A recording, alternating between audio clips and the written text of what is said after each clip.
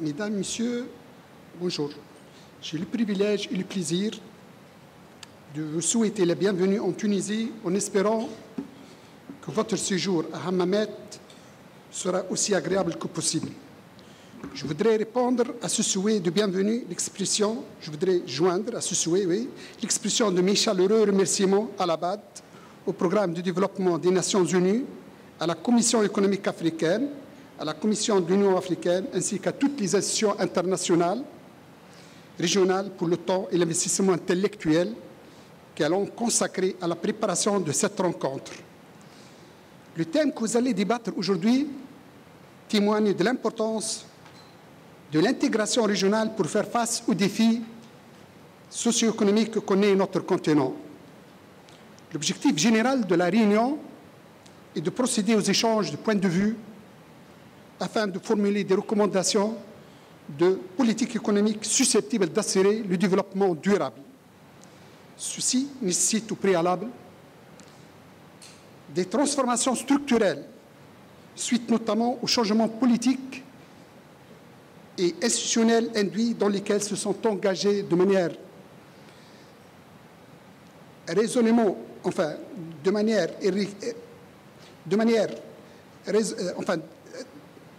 dans lesquels se sont engagés résolument un certain bon nombre de pays de la région.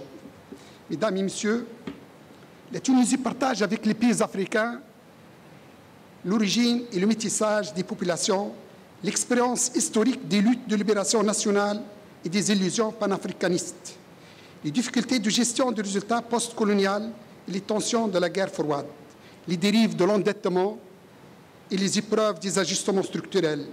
Elle partage encore avec l'Afrique l'ardente obligation de concilier une croissance économique forte et soutenable et une cohésion sociale et durable. Au cours des différentes séquences historiques que je viens de relater, quelques-uns des pays de notre continent peuvent se prévaloir d'avoir réussi à consolider leur cohésion nationale, accroître leur potentiel de croissance et à engager des processus promoteurs de progrès social et de transition démocratique. Leurs expériences nous confortent dans la conviction que l'Afrique, avec la qualité des ressources naturelles et humaines dont elle dispose, doit constituer à l'avenir l'un des pôles régionaux de la croissance économique et de rayonnement culturel dans le monde. Ces modèles de développement n'en présentent pas moins aujourd'hui de réelles fragilités structurelles, malgré la relative amélioration de la croissance économique que l'on réalisée au cours des 10 dernières années.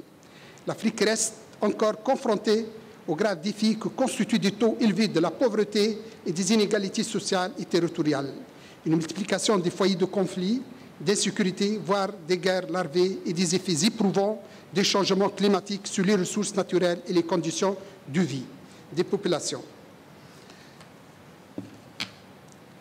Mesdames, Messieurs, il est vrai, comme toute révolution, celle de la Tunisie s'est accompagnée par une contraction sans précédent de l'activité économique de l'ordre de 2% en 2011, imputable particulièrement à la baisse de la production au niveau des secteurs sévèrement affectés par les retombées de la révolution du 14 janvier 2011, à savoir le tourisme, le transport, le phosphate et l'énergie. Face à cette situation inédite, les efforts se sont déployés afin d'identifier et mettre en œuvre un programme de réforme fondé sur une politique économique expansionniste pour relancer l'activité économique, résorber une partie du chômage, fournir des services sociaux et des équipements collectifs aux zones marginalisées et rétablir la confiance des opérateurs nationaux et des partenaires étrangers dans le fonctionnement de l'économie nationale. Les mesures de politique économique ont concerné particulièrement l'adoption d'une politique monétaire accommodante, ainsi que l'accroissement sans précédent de l'enveloppe des crédits alloués aux dépenses de développement. Parallèlement, des mesures de soutien sous forme d'indemnisation et d'aide à la reprise de l'activité ont été également décrétées pour la résolution d'un certain nombre de problèmes sectoriels, en particulier le tourisme et l'agriculture, qui ont connu de grandes difficultés conjoncturelles. Au niveau de la demande, ce rythme de croissance repose essentiellement sur la demande interne, notamment l'investissement public et la consommation, qui devront compenser les contraintes sur les échanges extérieurs compte tenu des pressions sur la demande étrangère adressée à la Tunisie en provenance de la zone euro qui constitue notre principal partenaire et qui a connu une récession au cours des dernières années. Toutefois, l'année 2012 s'est caractérisée par une aggravation temporaire des déséquilibres financiers.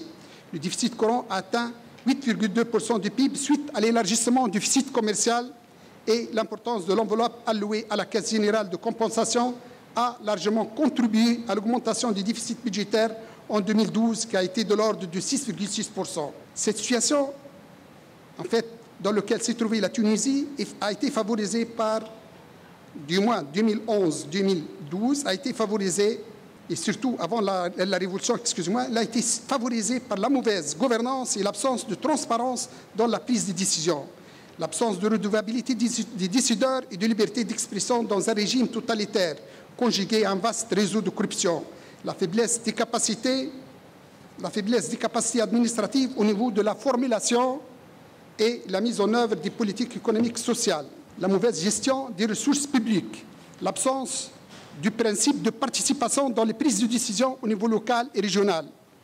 Mesdames et messieurs, outre le contexte national, le contexte mondial et régional est marqué, comme vous le savez, par certaines caractéristiques telles que un bon nombre de pays de notre région ont connu des périodes de transition politique difficiles et tourmentées, susceptibles d'avoir des impacts négatifs, du moins à court terme. Les pays de l'Union européenne, nous l'avons dit, qui constituent notre principal partenaire, passent par une période de récession économique. La croissance négative dans certains pays de l'Union européenne s'est accompagnée d'un fléchissement de la demande adressée aux pays de l'Union, de l'Afrique du Nord notamment. L'amplification des risques sécuritaires dans l'espace sahélo-saharien a et va porter préjudice aux performances économiques et sociales des pays de la sous-région et plus particulièrement sur la croissance, les exportations, le secteur touristique et l'emploi. Mesdames et messieurs, vous savez que les performances de la plupart de nos économies sont basées principalement sur l'exploitation des ressources naturelles qui, faut-il le souligner, reste dépendante des cours des matières premières et assujettie aux aléas climatiques. La volatilité des prix des matières premières relevée depuis la crise économique de 2008 a contribué du moins pour certains pays au ralentissement de la croissance et exacerbé la vulnérabilité de quelques économies aux chocs exogènes, et ce, en dépit de la faible intégration de nos pays à l'économie mondiale. Messieurs et mesdames, analyser ce contexte et réfléchir sur la mise en œuvre des perspectives de l'agenda post-2015 est le but de notre réunion aujourd'hui, qui va se pencher sans aucun doute sur les priorités du développement post-2015 pour une croissance inclusive, équilibrée et génératrice de l'emploi. Dans ce cadre, les intervenants et les participants vont également, et sans aucun doute, s'interroger sur le caractère problématique de l'évolution actuelle des populations les plus vulnérables, notamment les jeunes et les femmes. Corrélativement, les politiques de protection sociale qui devraient se baser sur l'équité seraient débattues pour intégrer les groupes vulnérables et viser un meilleur ciblage des bénéficiaires. La redistribution des revenus et la réduction des inégalités en privilégiant une croissance inclusive constituent également une voie non moins importante pour relever les défis post-2015 de notre continent. Les pays africains seraient appelés à investir davantage dans les produits à fort potentiel de croissance et diversifier les marchés de destination. Le commerce intra-africain n'est plus un choix, mais s'impose comme préalable pour soutenir une croissance durable et créatrice d'emplois pour les jeunes. Mesdames, Messieurs, libérer ce potentiel à l'échelle continentale permettrait sans aucun doute d'atteindre les perspectives de développement post-2015. Toutefois, la résolution de tels objectifs nécessite la mise en place d'un climat d'investissement favorable pour encourager l'engagement du secteur privé, principal acteur de la mise en œuvre de la politique de diversification. L'adaptation des systèmes éducatifs et de formation aux exigences du système productif. L'intégration continentale entre les pays d'Afrique, moyennant, entre autres, l'adoption d'une politique commerciale encourageant l'exploitation des filières inter- et intra-régionales, la création des zones de libre-échange, voire même d'un marché commun et des investissements croisés.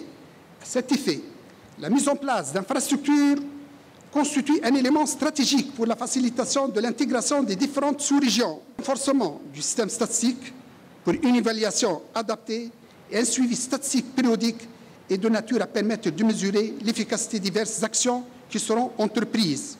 Il s'agit également de respecter les règles de standardisation statistique indispensables pour effectuer correctement les comparaisons intertemporelles et internationales des différents indicateurs statistiques relatifs aux aspects économiques et sociaux. Enfin, mesdames et messieurs, je voudrais conclure en exprimant mon espoir que ce séminaire parviendra à fixer les enjeux et les défis du continent africain post-2015, et ce, en collaboration avec les organismes internationaux reconnus pour leurs compétences dans ce domaine. J'espère que les travaux de cette conférence contribuent à réaliser les objectifs y afférents et en faire une réelle étape de réflexion sur l'avenir de l'Afrique. Avec cet espoir, permettez-moi de vous souhaiter de nouveau la bienvenue et un agréable séjour dans notre pays, de vous remercier de m'avoir écouté et de formuler mes vœux pour le plein succès de vos travaux. Merci pour votre attention.